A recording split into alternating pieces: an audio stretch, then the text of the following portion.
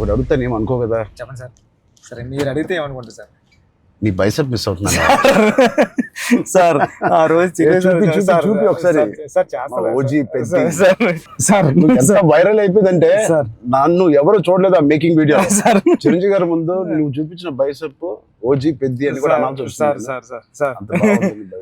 Health బాగుండాలి sir. Thank you sir. Sir నేను ఒక విషయం చెప్పాలి సార్. చెప్పండి సార్. నేను జిమ్ కి దిల్షునగర్ లో చదువుకున్నప్పుడు, ఎంబీఏ చదువుకున్నప్పటి నుంచి నేను జిమ్ కి డబ్బులు కట్టాను సార్. కానీ వెళ్ళడం రావడం ఎప్పుడు అంత సీరియస్ గా తీసుకోలేదు కదా సార్. మిమ్మల్ని చూసిన తర్వాత పెద్దిలో మీ డెడికేషన్ చూసిన తర్వాత నిజంగా చెప్తున్నా సార్, మీ డెడికేషన్ చూసిన తర్వాత అరే చరణ్ సార్కి అన్నీ ఉన్నాయి సరే, హెల్త్ కోసం సినిమా కోసం ఇంత కష్టపడుతున్నారు, మనకి ఏం పని ఉంది అసలు? మనం కష్టపడి రోజు ఎక్సర్సైజ్ 40 minutes చేసుకుంటే బాగుంటుందండి రీల్స్ లోని దాంట్లో చూసినప్పుడు నాకు అంత అనుకున్నాను కానీ సార్, ఎన్నో రీల్స్ సేవ్ చేశాను సార్, కానీ అంత ఇంపాక్ట్ క్రియేట్ చేయలేదు. నేను జిమ్ కోసం నేను సేవ్ చేసిన రీల్స్ చూస్తే సార్, ఆ రీల్సే నాకు తెలిసి ఒక నెక్స్ట్ జన్మ కూడా సరిపోతాయి రీల్స్ సేవ్ చేశాను సార్. కానీ మిమ్మల్ని చూసిన తర్వాత డెడికేషన్ చూసిన తర్వాత రోజు 40 minutes చేద్దారని మాత్రం చేస్తున్నా సార్. అసలు నువ్వు నన్ను పెట్టిన టార్చర్ కి ఆ బాడీలు రావడానికి, ఆ బాడీలు అన్ని రావడానికి ఒకటి క్రికెట్ బాడీ అడిగావు. క్రికెట్ సార్ అంటే క్రికెట్ బాడీ అంటే అసలు చాలా లీన్ గా మన తిలక్ వర్మ, హార్దిక్ పాండ్యా ఒక షర్ట్ వేస్తే ఎలా ఉంటుంది, ఇదే నాకు చెప్పింది నాకు నరేషన్ అప్పుడు. అదొక బాడీ అడిగావు. కొన్ని రోజుల తర్వాత మళ్ళీ సార్ క్రికెట్ బాడీలో కూడా మీరు కొంచెం బండగా ఉండాలి. ట్రైబల్ వ్యక్తి ఎంత స్ట్రాంగ్ గా ఉంటాడో అది బాడీ బిల్డింగ్ చేస్తే వచ్చే స్ట్రెంత్ కాదు. అవును సార్. ఆడికి అలవాటుగా ఆ కొండలోని అట్లా తిరగడం వల్ల వచ్చిన బాడీ అన్నట్టు అదొకటి అడిగే. అది అయిపోయిన తర్వాత సార్ మళ్ళీ సార్ కొన్ని రోజులు మళ్ళీ షూటింగ్ జరుగుతా ఉంటే సార్ ఏంటి సార్ నాకు ఆ లుక్ రావట్లేదు అంటావు. ఈ లుక్ షూట్ చేస్తే ఆ లుక్ ఎలా వస్తుంది? కుస్తీ లుక్ కావాలన్నాను సార్. నాకు రెజ్లింగ్ లుక్, కుస్తీ లుక్ కావాలంటున్నావు సార్. నిజంగా చెప్పాలంటే సార్ నాకు అడగడానికి కూడా భయం వేసేది సార్. అంటే ఏంటి టైం లైన్ కూడా ఎక్కువ లేదు సార్. అంటే ఇప్పుడు క్రికెట్ అయిపోయినా షూట్ అయిపోయినా కరెక్ట్గా 2 months కి 3 months కి మీరు మళ్ళీ మన షర్ట్ అయిపోద్దండి. అక్కడ షర్ట్ అయిపోతే మీ బాడీ తెలిసిపోద్దండి. మీరు అలా గ్రాడ్యువల్ గా షర్ట్ ఆ బాడీని అలా మెయింటైన్ చేస్తా కుస్తీ టైంకి మళ్ళీ ఓపెన్ చేయడం, అదంతా కూడా చాలా కష్టపడ్డారు సార్. ఆ ఇన్స్పిరేషన్ తీసుకునేందుకు నిజంగా సుకుమార్ గారి బ్యాచ్ మీకు దండం పెట్టాలి. మరి మా గురుగారు అంత కాదు సార్. నేను నువ్వా సార్? మీ గురుగారు ఇంకా బెటరే బాబు. బట్ నిజంగా ఇవన్నీ నేను చేసింది సుకుమార్ గారి అసిస్టెంట్ అనో లేకపోతే బుచ్చిబాబు ఉప్పెన తీసిన బుచ్చిబాబు కోసం కాదు.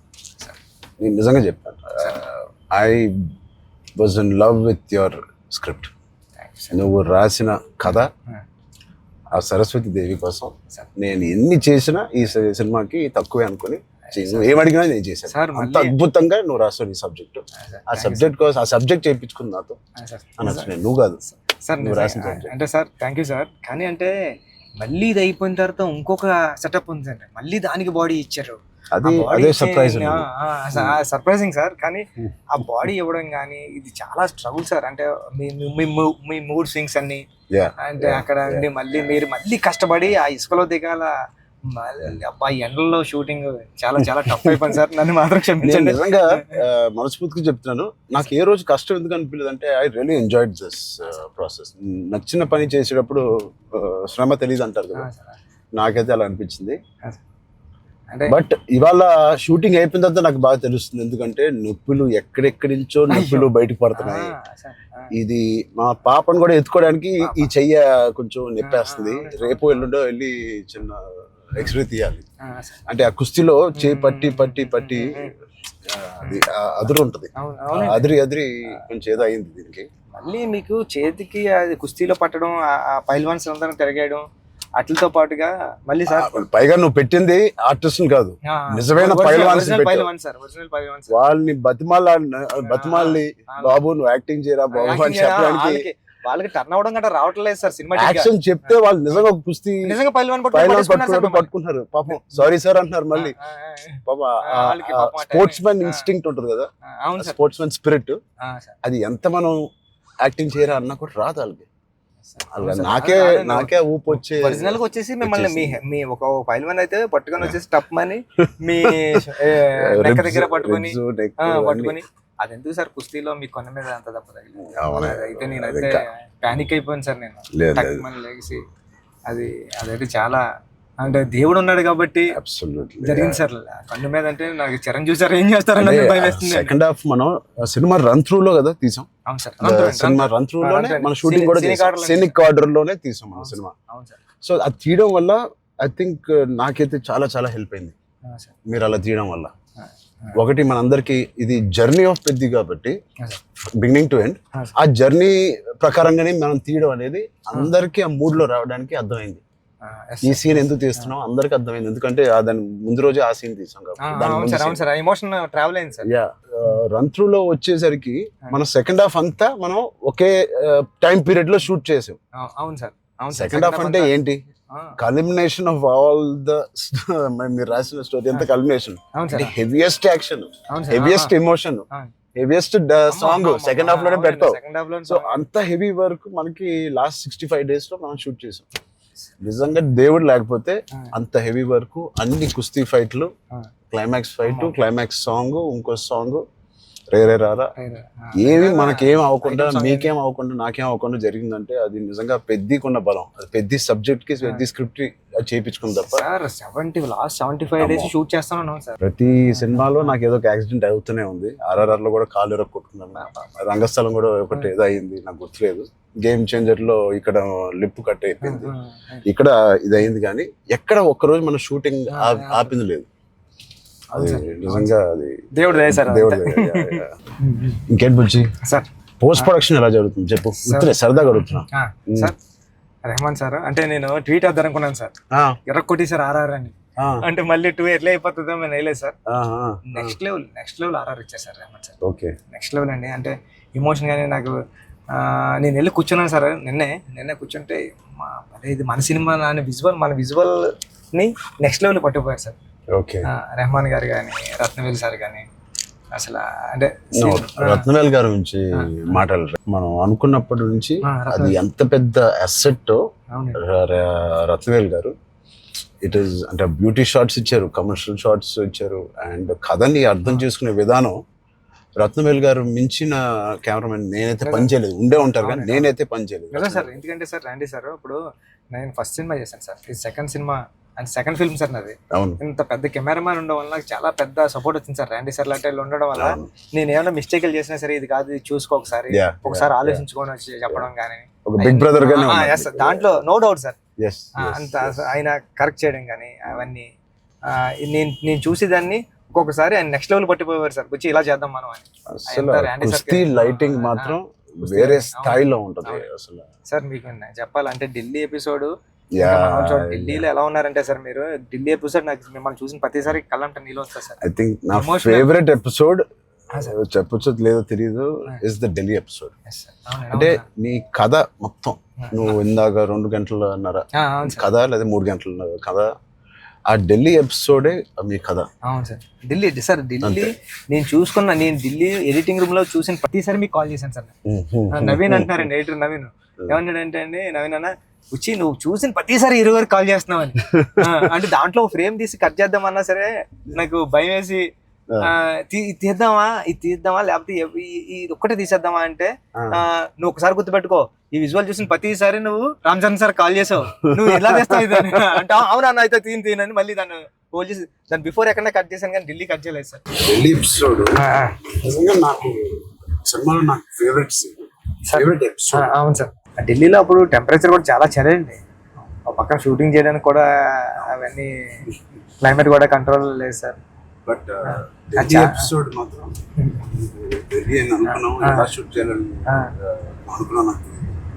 ఆ ఒక్క ఎపిసోడ్ కి రాండీ గారికి 100% ఇచ్చారు సార్. అందుకని దాన్ని వైడ్ రేంజ్ ఫ్రేమ్స్ తో స్పాన్ కానివ్వండి, అంత కలర్ టోన్ కూడా ఢిల్లీ దగ్గర కలపలే, ఫిల్మ్ కలర్ టోన్ మార్పుంది సార్. లుక్ అండ్ ఫీల్ కూడా మొత్తం అంతా ఢిల్లీ ఎపిసోడ్ లోనే ఒక వ్యవసాయం ఉంటుంది కాబట్టి మన సినిమాలో కదా ఎమోషన్ అంతా హోల్డ్ చేయడం కానివ్వండి. అవును సార్. సార్ నేను పాయింట్ కన్నా సార్ ఇది ఇంటూ 100. అవును సార్ నేను అది చెప్పాలనుకున్నప్పుడు కూడా అంటే ఒక స్టార్ హీరోకి అలాంటి పాయింట్తో ఎలా వర్కౌట్ అవుతుంది అన్న థింగ్ ఉంటూ కూడా సార్ అక్కడే హీరోయిజం ఒక ఒక 50 times పెరిగిపోతుంది సార్. అలాంటి సిచ్యువేషన్లో హీరోయిజం పడిపోతుందండి. అలాంటి సిచ్యువేషన్లో ఈ కథలో అలా సెట్ అయింది సార్. హీరోయిజం నెక్స్ట్ లెవెల్కి వెళ్ళి కూర్చుంటారు సార్ అక్కడ. చాలా కన్విక్షన్ తో రాశారు. అది అందరిలో ఎక్కిపోయింది నీ కన్విక్షన్. షార్ట్ లో నువ్వు నాకు ఇంకా గుర్తు, మా ఇంటికి 3 years back వచ్చింది సార్. అవును సార్, బాగా గుర్తుంది సార్ మీకు. సార్ నువ్వు నేను సుకుమార్ గారు కూర్చుని కథ అని డిసైడ్ చేసిన రోజు నువ్వు ఎలా చెప్పావంటే కదా 2.5 hours నాకు ఇంకా గుర్తుంది. 2 hours 40 minutes 45 minutes. అవును సార్. కింద మంచి మ్యాట్ అన్ని కిందే కూర్చుంటాను. మీరు కింద దిగిపోయారు సార్. మీరు కింద కూర్చున్నారు. అన్ని scene dialogue to dialogue, scene to scene, run through తో సీన్ ఆర్డర్ తో నువ్వు నాకు ఎక్స్ప్లెయిన్ చేసాను. నేను ఫస్ట్ మెస్ప్రైజ్ అయిపోయాను. నా వైపు ఎక్కువ తలెత్తి కూడా సీన్ వైపు కదా చూసి కూడా నువ్వు చదవలేదు. తలెత్తి నాతోనే మాట్లాడావు మొత్తం. అంతలాగా నీకు ఎవ్రీ డైలాగ్ నీకు గుర్తుపోయింది. నువ్వు ఎన్ని సంవత్సరాలు రాసావు ఈ సినిమా నాకు తెలియదు కానీ 4 years ఉప్పిన తర్వాత ఎప్పటి నుంచో డెవలప్ చేసావు. నువ్వు నరేట్ చేసిన గ్రిప్పింగ్ గా నరేట్ చేసిన విధానం కానీ నేను మెస్ప్రైజ్ అయిపోయాను. అసలు ఏ కథ చెప్తున్నాడు తర్వాత చెప్పిన విధానానికి నేను. సార్ నాకు డౌట్ సార్, కథే అంటే అక్కడ రామ్ చరణ్ సార్ కాదు, బుచ్చిబాబు కాదు, అంటే కథే అంటే కథను నమ్మిన డైరెక్టర్గా నేను వచ్చాను సార్. కథను నమ్మిన డైరెక్టర్గా వచ్చి మీకు నేరేషన్ ఇచ్చినప్పుడు నాలో భయాలు చాలా ఉన్నాయండి. ఇలాంటి స్క్రిప్ట్ ఓకే చేయడానికి, ఇలాంటి ఎమోషనల్ డ్రామా అంటే పెద్ది అంటే యాక్షను, క్రికెట్, రెజ్లింగ్ కాదు సార్. పెద్ది అంటే ఎమోషను. నేను నేరేషన్ ఇచ్చిన ప్రతిసారి నా కళ్ళంట నీళ్ళు వచ్చాయి సార్. అరే అంటే ఏడ్ చేస్తున్నాను కాబట్టి ఏడ్ చేసాను. కొన్ని సీన్లు అక్కడ చెప్పడం కూడా తోసేసేవాడి సార్. కానీ ఇలాంటి స్క్రిప్ట్ని మీరు విన్నప్పుడు మీ ఫీలింగ్ అంటే మీరు ఏమనుకున్నారు సార్? అంటే ఇలాంటి స్క్రిప్ట్ చెయ్యాలనుకున్నారా వద్దా? సుకుమార్ గారు ఇచ్చిన కాన్ఫిడెన్స్ వల్ల, సుకుమార్ గారి బ్యాచ్ వల్ల ఆయన ఎందుకో నన్ను చేయమని అడగడం ఏదో ఒకటి ఉంటుంది. లేకపోతే నాకు లేదు కదా ఇంకేదో ఉంది కదా అనుకునే టైంలో సడన్ గా ఇది చేసాము. మన ఇద్దరం ఎప్పటి నుంచో రంగస్థలం టైం నుంచి మనం ఇద్దరం పని చేయాలనుకున్నాం. అది ఇంత తొందరగా ఫస్ట్ సుకుమార్ గారు ఏదో ఉంటే తప్పని మనకి చెప్పారు. బట్ నాకు ఏం నచ్చిందంటే పెద్ద అనే ఫిల్మ్ లో నువ్వు అన్అడల్టరేటెడ్ గా అంటే ఏవి కమర్షియల్స్ గా ఆలోచించడం కానీ ఫ్యాన్స్ పరంగా కానీ ఏ ఉద్దేశం లేకుండా ఆ కథకి ఏది న్యాయం అదే నువ్వు రాసావు, అదే నాకు చెప్పావు. అక్కడ నీ నిజాయితీ నాకు ఫస్ట్ నచ్చింది. నా క్యారెక్టర్ లో ఉన్న నిజాయితీ నచ్చింది. పెద్దిగాడి క్యారెక్టర్ లో ఉన్న నిజాయితీ నాకు నచ్చింది. దాని తర్వాత ఏదేమైనా లైఫ్ లో ముందుకు సాగుతూ వెళ్ళాలి అనే point is the biggest point of Peddi. Hurdles వచ్చినా ఇంకోటి ఇవన్నీ దేనికి చేస్తున్నారు, కథ ఏంటి, ఆ కథ ఇవన్నీ దేనికి చేస్తున్నారు, ఇన్ని ఆటలు ఎందుకు ఆడుతున్నారు, అదేంటి cross over athlete. Main point అది sir. Main point cross over athlete. ఆ క్రాస్ ఓవర్ అథ్లీట్ ఒక అథ్లీట్ గా వెళ్ళొచ్చు, ఒక కొంత దూరం వరకు తన జీవితంలో ఏదో ఒకటి సాధించవచ్చు. ఇంత తపంతో how come he went that far to do that and achieve that goal. That I feel identity, గుర్తింపు కోసం. సార్ నిజంగా చెప్పాలంటే ఈ కథ రాయడానికి మెయిన్ కారణం, మీ దగ్గరికి వచ్చి నేరేషన్ ఇవ్వడానికి కారణం అంటే మీరు ఎప్పుడు మెరుపు టైంలో ఎప్పుడు ఎంట్రీ చేస్తే నాకు స్పోర్ట్స్ సినిమా చేయాలని కోరిక అన్నారు సార్. అంటే సార్ టెక్నాలజీ, ఆ గేమ్ తీసే టెక్నాలజీ కానీ స్పోర్ట్స్ లేకపోతే ఏదో కుదరక అది నిజంగా ఈ రోజు నాకు నేను అనుకున్నాను సార్. ఆ రోజు చరణ్ సార్ ఒక స్పోర్ట్స్ చేయాలనుకున్నారు, ఈ రోజు నేను క్రాస్ ఓవర్ పెట్టి అని ట్రై చేశాను సార్. సార్ అంటే ఇది నిజంగా చెప్పాలంటే ఒక మాట ఉంది సార్. ఉప్పిన తర్వాత ఉప్పిన రిలీజ్ అవ్వలేదండి.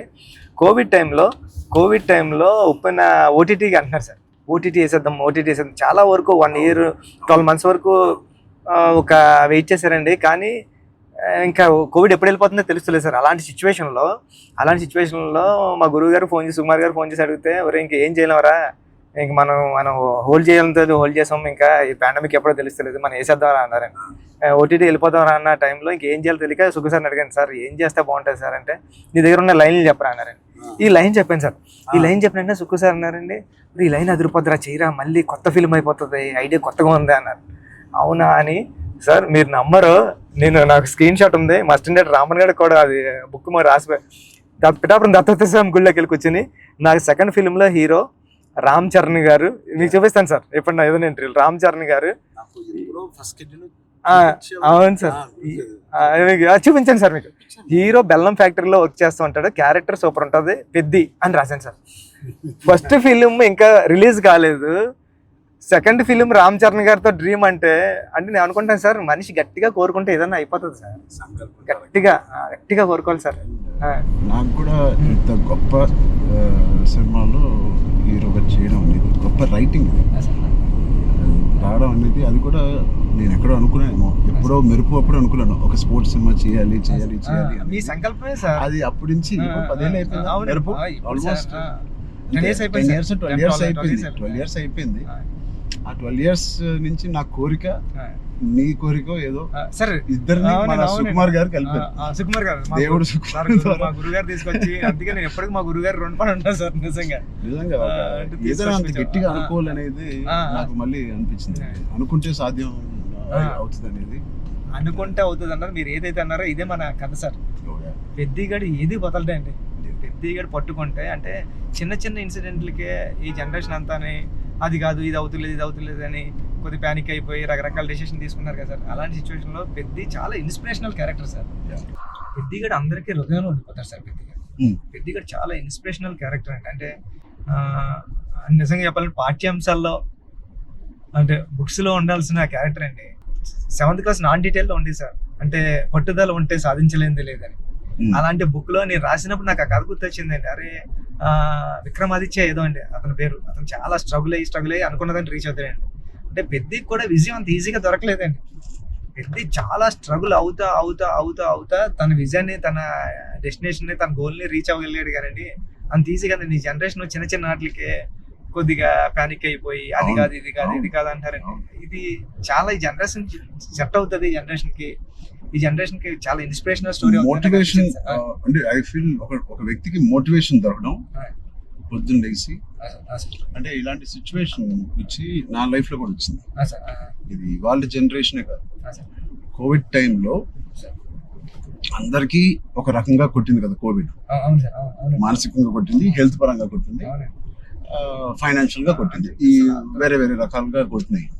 నాకు కూడా ఒక రకంగా కొట్టింది. And it was very low phase అవన్నీ అను, కానీ ఇట్ ఈస్ అంత స్ట్రాంగ్ వర్డ్స్ నేను వాడట్లేదు, కానీ ఒక కన్ఫ్యూజ్డ్ స్టేట్ లో ఉండేవాళ్ళం. అంటే అప్పటికి RRR మధ్యలో మీకు కూడా సార్, నాకు కూడా RRR 30-40% అయిన తర్వాత ఆ బ్రేక్ పడింది, అయితే 50% తర్వాత ఆ బ్రేక్ పడింది. పీక్ లో నా ట్రైలర్ రిలీజ్ అయింది, అంటే అంత పీక్ బాడీ లో RRR స్టాప్ అయింది. సో ఏం చేయాలి, జిమ్ నేను ఒక అపార్ట్మెంట్ లో ఉండేవాడిని అప్పుడు, దాని తర్వాత ఇప్పుడు ఇంటికి షిఫ్ట్ అయ్యాను కదా.